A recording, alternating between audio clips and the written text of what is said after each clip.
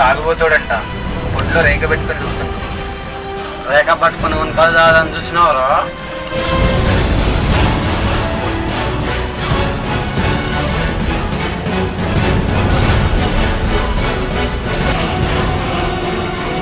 ఇవాళ బల్లడోలు దొరికిన మాకేలా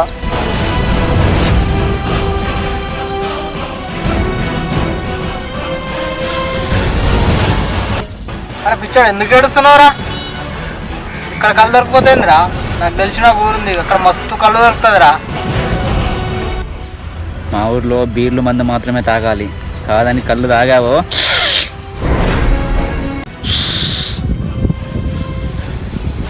ఇప్పుడే కళ్ళు మత్త దిగిందేమో, నాకు ఇప్పుడే ఎక్కింది.